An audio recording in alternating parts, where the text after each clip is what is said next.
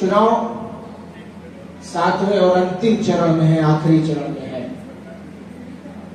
सारे कदम चलने के बाद आखिरी कदम आपको हमारे साथ चलना है।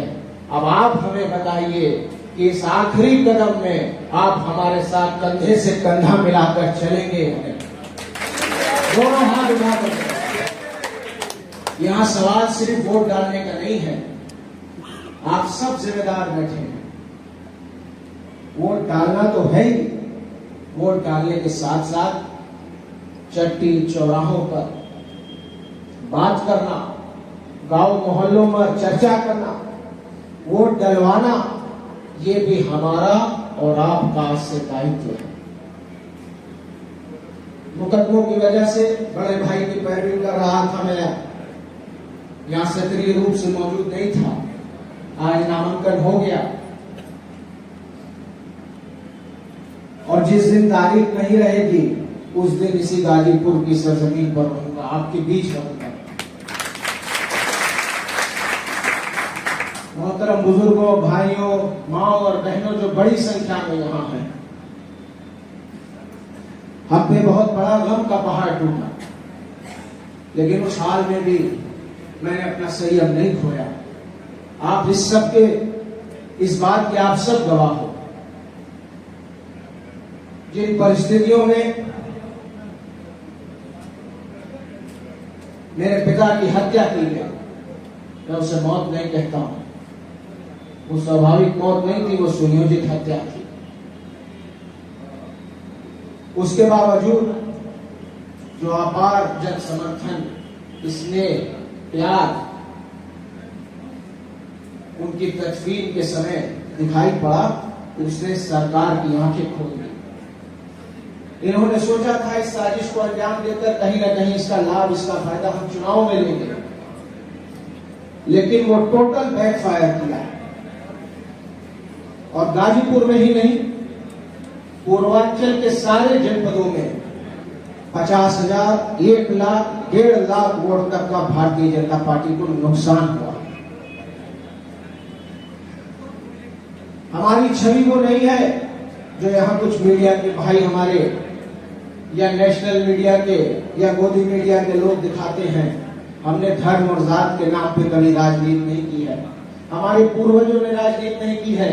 ये मेरी चौथी पीढ़ी राजनीति पर है। मेरी बड़ी अब्बी यहाँ बैठी हैं, ये चौथी पीढ़ी है राजनीति में। 1926-27 में मेरे परदादा doctor Ansari Indian national Congress party के प्रेसिडेंट थे। हमने कभी जात और मजहब देखकर राजनीति नहीं की। अगर हमारे दरवाजे पर या हमारे पास कोई गरीब मजलूम बेसहारा आता है तो हम उससे उसकी मजहब और जात नहीं पूछते हैं, बल्कि उसका आंसू पोंछने का काम करते हैं। और हमारा मजहब और हमारा दीन भी हमें यही सिखाता है कि इंसान की पहचान उसकी गरीबी से करो, उसकी जात और मजहब से नहीं। और हम इसे खिदमत खल्क कहते हैं, और खिदमत खल्क एक इबादत है। इसको हम पूजा और इबादत के तौर पे गरीबों की मदद को लेकर करते हैं।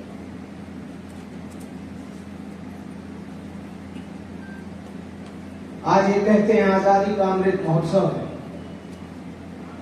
आजादी का अमृत महोत्सव बताने वाले आज उन परिवार के लोगों को, जिसमें 12 स्वतंत्रता संग्राम सेनानी रहे हैं, उनको किन किन अल्फाजों से, किन किन शब्दों से पुकार रहे हैं, ये आप सबसे छुपा नहीं, आप सबको पता है। खैर, मैं उस पर तो कुछ नहीं कहूंगा।